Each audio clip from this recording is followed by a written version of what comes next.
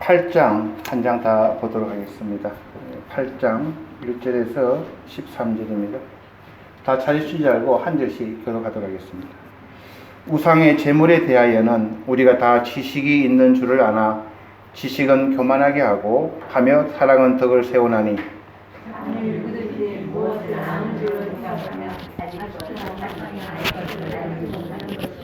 또 누구든지 하나님을 사랑하면 이 사람은 하나님이 아시는 바 되었느니라.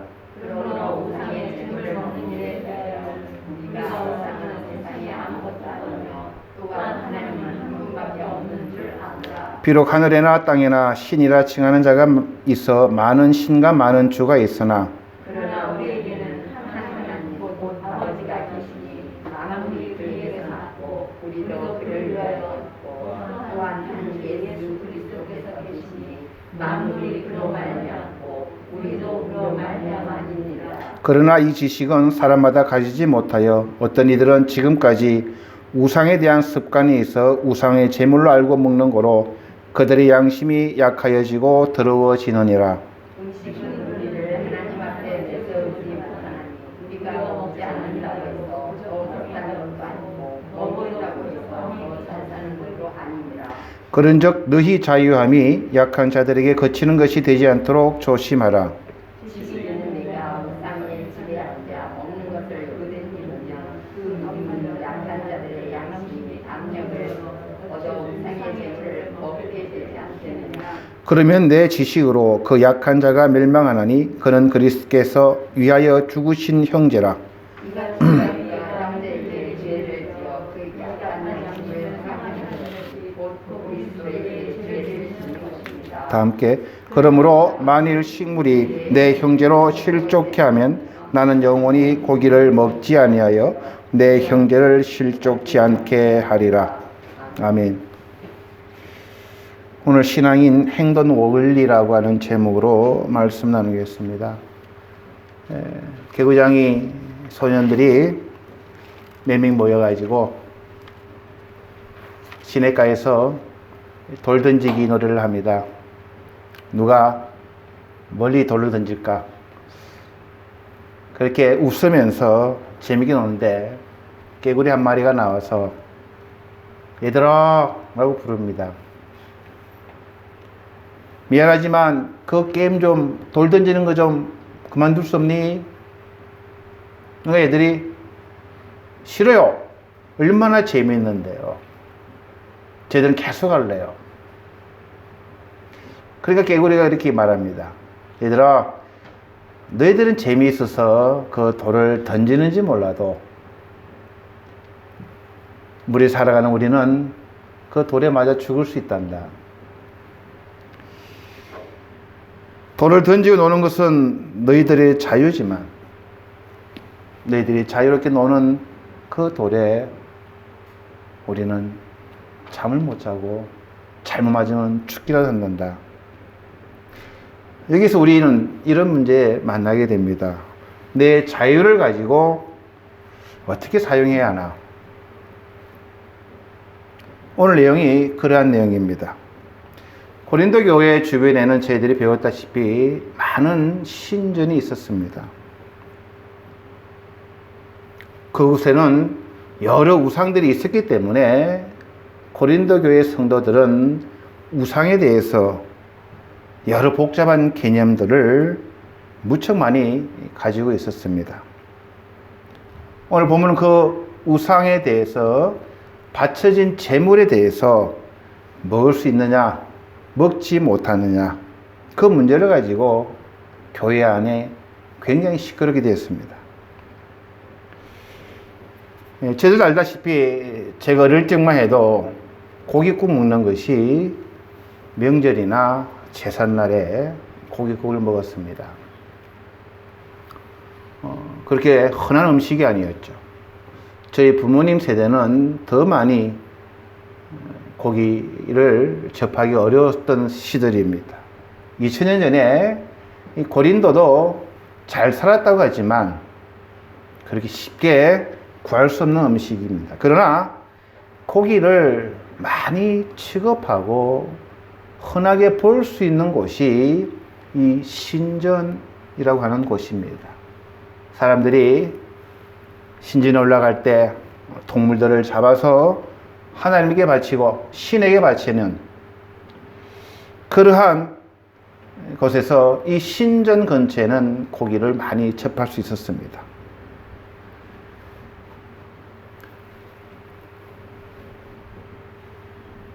그런데 신전에 바치고 남은 그런 고기들이 뒷거래로 시장으로 유통되는 그러한 유통구조가 있었습니다.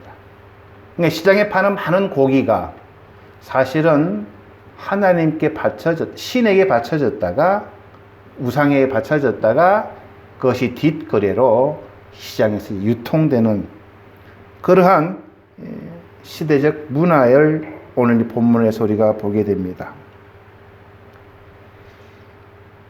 근데 예수를 믿기 전에는 그게 아무런 문제가 되지 않았어요.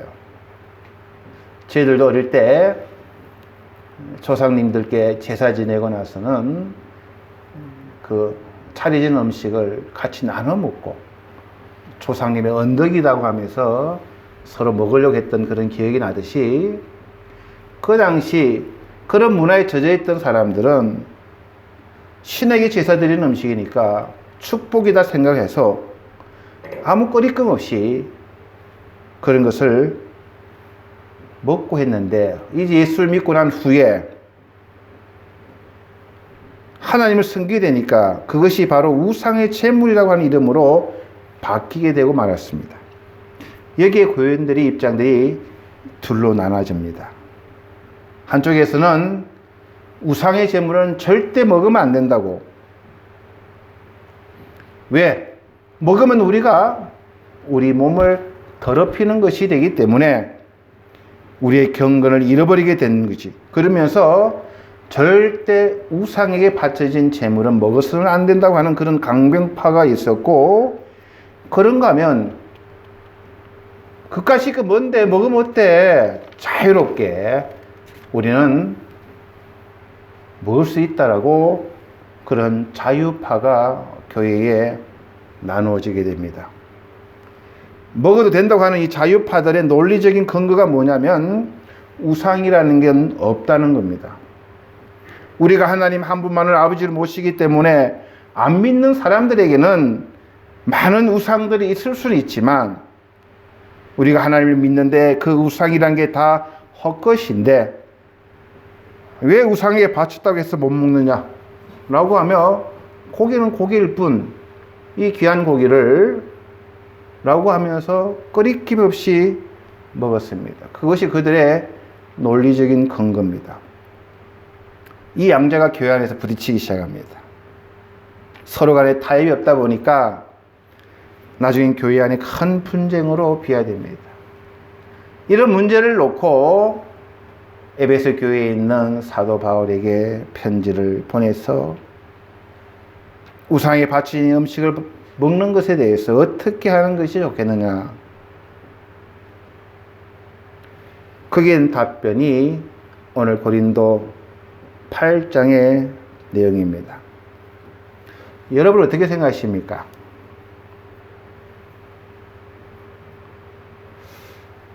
사도 바울은 이 문제를 놓고 먼저 우상이 무엇인가로부터 오늘 본문을 풀어나갑니다. 우상은 뭡니까, 여러분? 우리나라 말은 우상이라고 그러면 좀 말이 좀 어려워요. 그런데 제가 이걸 일본 말로 한번 딱 올려드릴게요. 그러면 참 알기 쉽습니다. 일절의 우상의 제물입니다. 일본 말로는 즉인이 구존이 사사겠던 이꼴이 구조라 우상입니다. 이 우자는 오로카나 즉 어리석은 상을 우상이라고 이렇게 번역이 일본말로 되어 있습니다.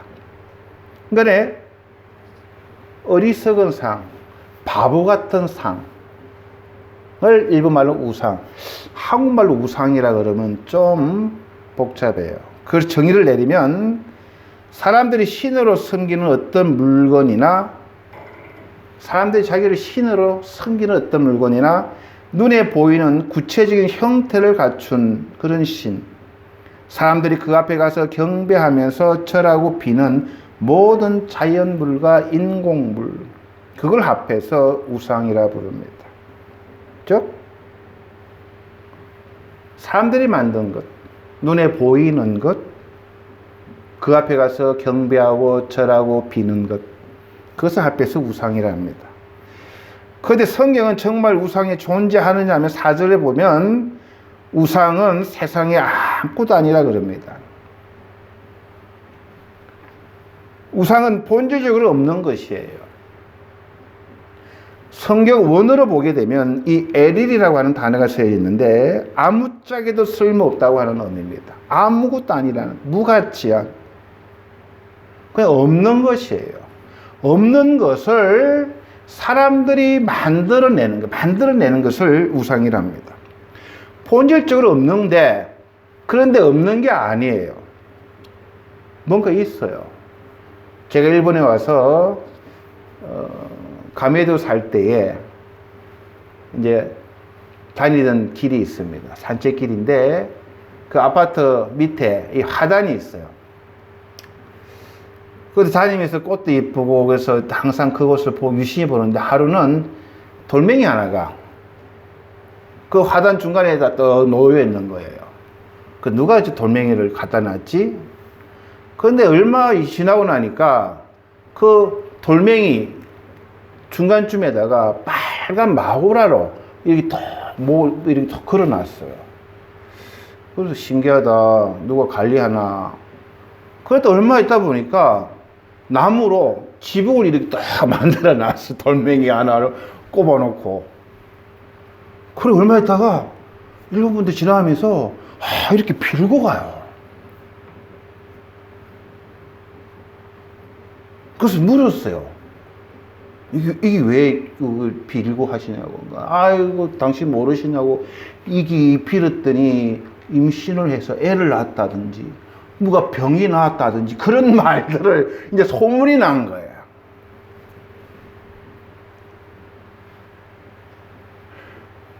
돌인데, 돌이 능력이 있는 것도 아닌데,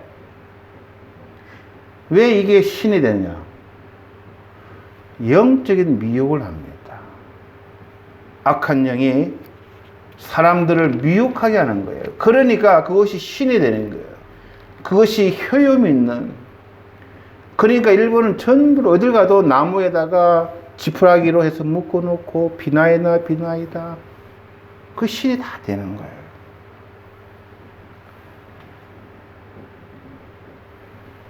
그래서 사람들은 이 우상을 계속 만드는 겁니다. 영적인 미혹에. 그래서 우상은 아무것도 아니지만 거기에 사람들이 믿고 절하고 비는 것은 사람들 영적으로 미혹하기 위해서 악한 신이, 악한 영이 역사하는 거예요. 그러니까 세상에는 신이 너무너무 많습니다. 사람들이 신을 만들기 때문에. 5장 5절 6절이 그걸 이야기합니다. 비록 하늘에나 땅이나 신이라 칭하는 자가 있어 많은 신과 많은 주가 있으나 안 믿는 사람들은 자기들 믿고 싶은 걸 믿고 신으로 만들어버려요.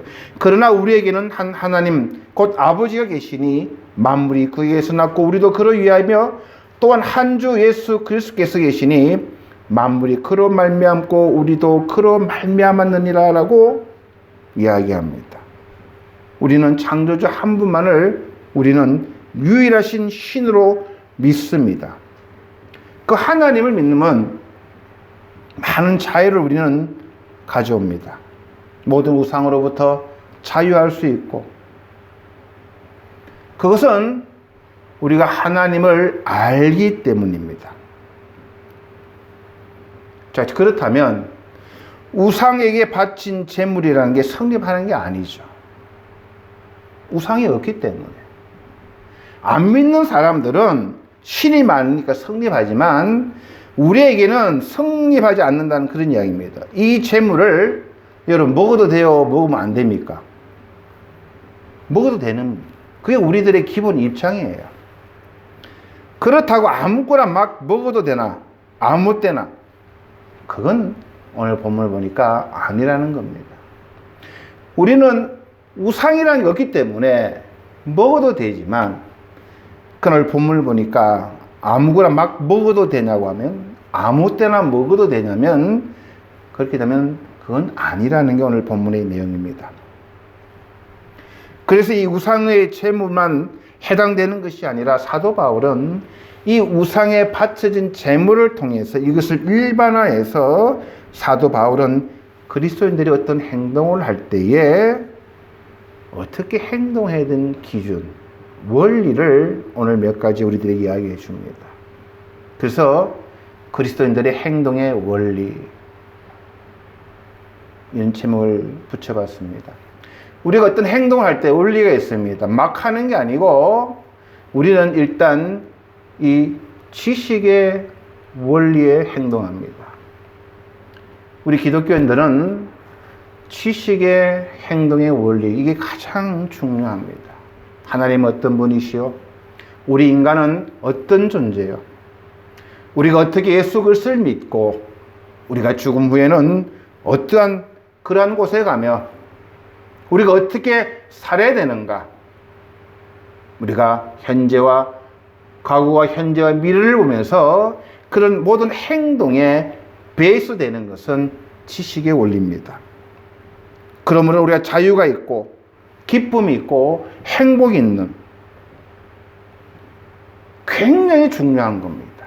세상 사람들은 알 수도 알려고 하지도 않는 이 놀라운 지식, 하나님의 역사 가운데 우리가 그런 지식을 매주 배우고 매일매일 말씀을 통하고 읽어가면서 하나님을 배워가는 것은 그 지식을 배우는 겁니다. 이건 기본입니다. 우상에 대한 참된 지식은 뭡니까? 우상은 없는 것이죠. 그러므로 자유롭게 그것 때문에 속박받을 필요가 없고 그게 자유롭다는 것이 지식의 원리입니다.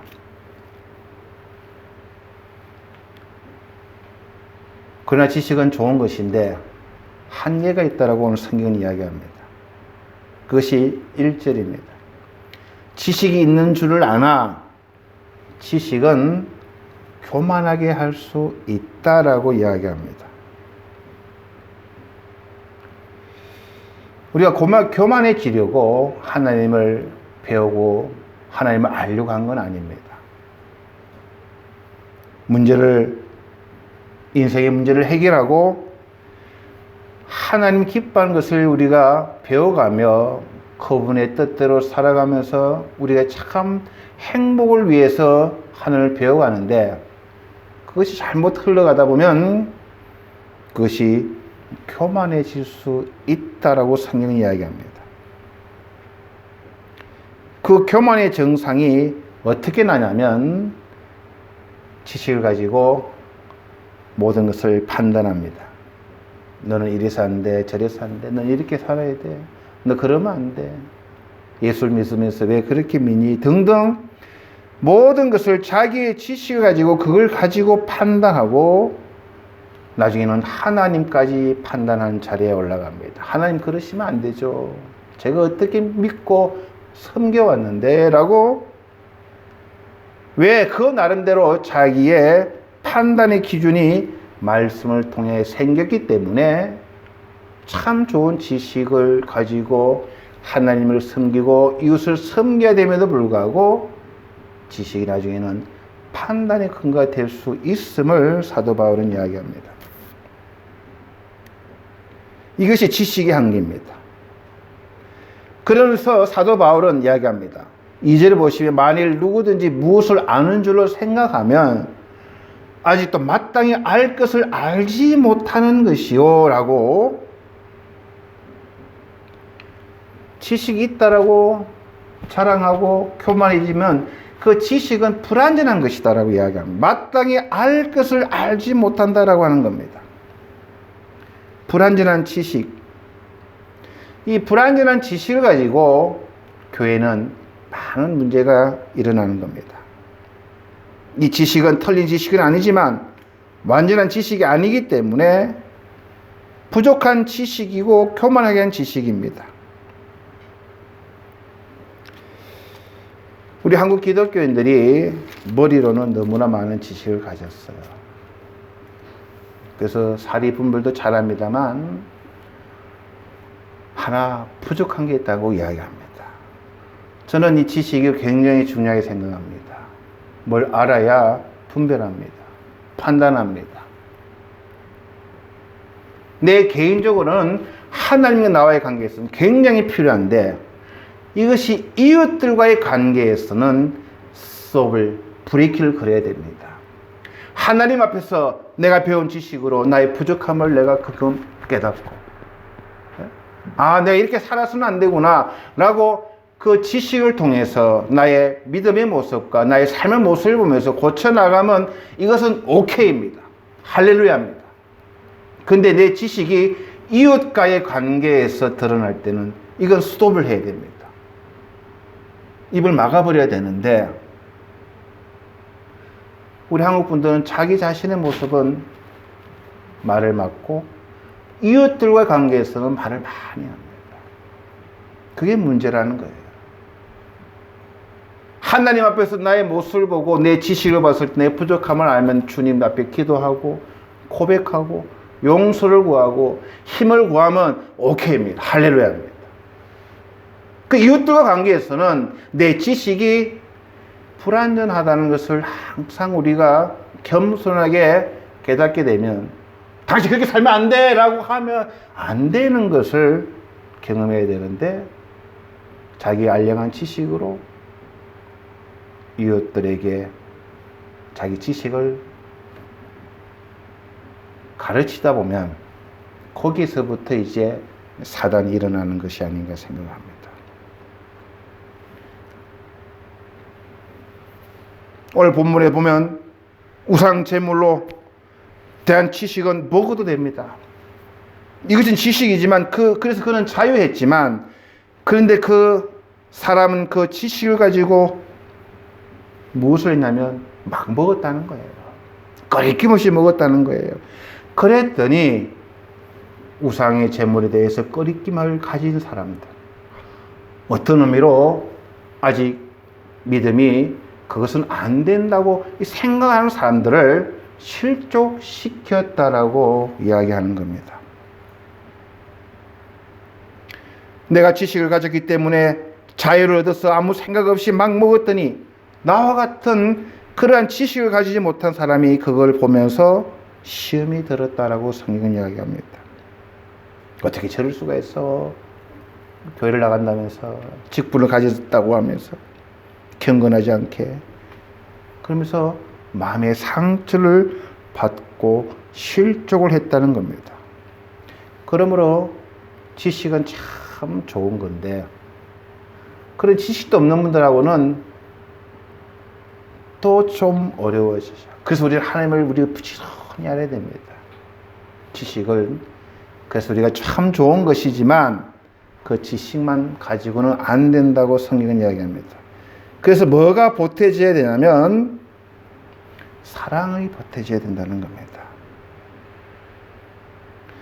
8절부터 쭉 나오는 건 뭐냐면 내가 지금 먹고 안 먹고 문제는 별 문제가 아니라는 거예요.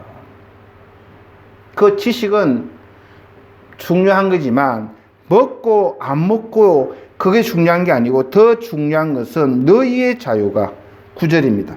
너희 자유함이 이 자유함은 누가 누릴 수 있어요? 지식이 있어야 누리는 거예요. 하나님에 대해서 알지도 못하고 구원에 대해서도 알지도 못하고 내가 누군지도 알지도 못하면서 그냥 내 자유 얻었네 하다 보면 이거는 참 복잡해집니다만 사도 바울은 지식이 있어서 자유함이 좋은 건데 약한 자들이 거치는 것이 되지 않도록 조심하라 라고 이야기합니다. 교회가 시끄러운 많은 요인 중에 초대교회부터 있어온 싸움이 있습니다. 그것이 아디아포라라고 하는 대수롭지 않은 것들이라는 문제로 인해서 교회는 항상 시끄러웠습니다. 내가 어떻게 하나님을 알고 구원의 길을 알고 내가 어떻게 내 성전으로 내 자신을 경건하게 하나님 마음 합한 자도 성장시켜 나갈 것도 이것만 해도 우리가 바빠 죽겠는데 교회는 그 본질적인 것이 더 중요함에도 불구하고 비본질적인 문제로 교회 생활을 해야 된다, 생활을 해야 된다, 강제상은 어디다 해야 된다. 여러분 여러 교회를 이렇게 좀 다녀보면요, 우리 교회는 십자가가 강례상 뒤쪽에 있어요. 사실 교회가 조금 낮아서 그런데 일본 교회를 가보면요, 십자가 없는 교회가 굉장히 많습니다. 특히 장로교단, 정통적인 장로교단은 십자가가 없어요. 그랬더니 한국 성도님들이 가자마자 목사님 이 교회 이상한 교회예요. 아니 교회 십자가가 없어요. 이 큰일 날 교회라고 그렇게 자기의 지식, 교회는 십자가가 번듯이 있어야 되고 십자가가 참 중심이 돼야 되고 이렇게 자기 지식이 전부인 양 배운 사람은 조금만 달라도 비판하기 시작해요. 그래서 사랑이 필요한 거예요. 이해력이 필요한 거예요. 왜 이 교회는 십자가를 안 달았을까? 오랜 역사 가운데에 많은 분들의 기도와 연구 가운데 십자가도 잘못하면 우상이 될 수 있어. 그렇게 해서 그 교회의 역사와 전통을 세워가는 그 과정이 있습니다. 그래서 우리는 좀 더 깊게 내 이 지식이 나는 참 자유롭고 나는 참 행복하고 나는 참 구원의 가운데 살아가는 게 너무너무 기뻐. 이걸 전하고 싶은 것은 이해를 합니다. 그러나 각자의 믿음의 수준과 경륜과 가치관과 우선순위와 다 다름을, 그래서 사도 바울은 뭐라 그랬습니까? 사랑은 덕을 세운다라고 이야기합니다. 일본 성경은요, 사랑은 사람을 세운다라고 번역을 해놨습니다. 덕을 세운다고 해도 조금 우리가 좀 이해하기 어려운데 일본 말은 사랑은 그 사람을 세운다라는 거예요. 믿음이 연약한 사람, 오해되어서 아직도 자유롭지 못하고 하나님을 아는 지식이 아직도 적음으로 인해서 온전히 자유롭지 못하고 온전히 분별하는 데에 아직도 어눌하고 그런 자들을 사랑은 그 사람을 세운다라고 이야기합니다.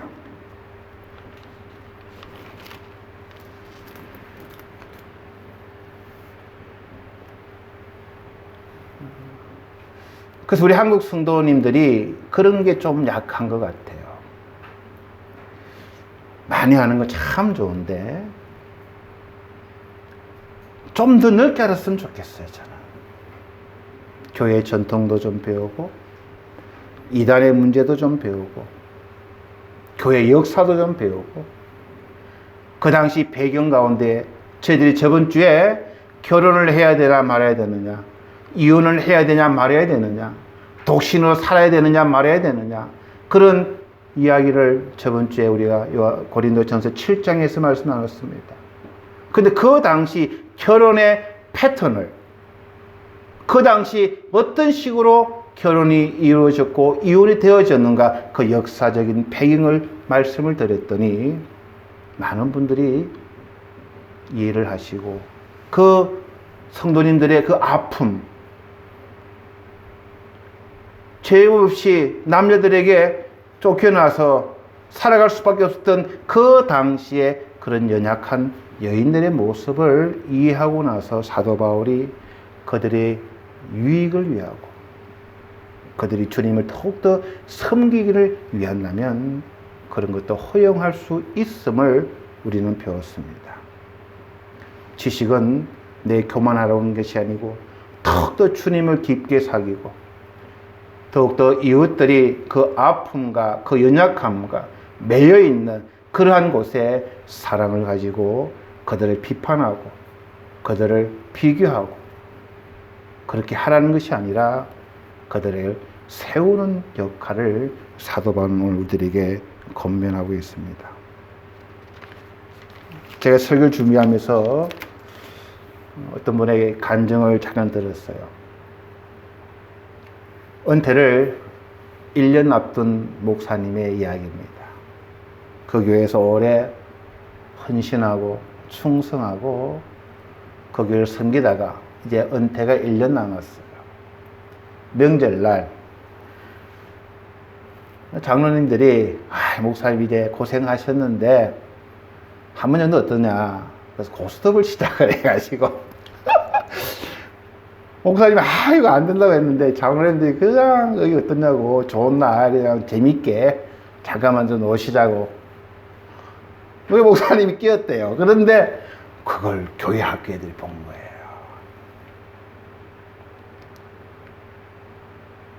그 침은 뭐 재짓는 것은 아니잖아요. 즐기는 거고 얼마든지 좋게 하는데 애들이 이제 그걸 배운 거죠. 교회에서 그런 거 하면 나쁘다. 그래 교회 소문이 다 나는 거예요. 목사님 1년 동안 고생 하셨다. 막 난리 난 거예요. 초신자들도 못해서 목사님이 어떻게 그럴 수 있냐고 뭐 교회가 완전히 난리가 난 거예요. 참 어려운 문제입니다. 어려운 문제입니다. 죄는 나쁜 거지만 그 사람을 미워해서 안 된다. 말은 쉽지만 그런 문제가 교회에서 일어나면요, 이제 막 시끄러지는 거예요.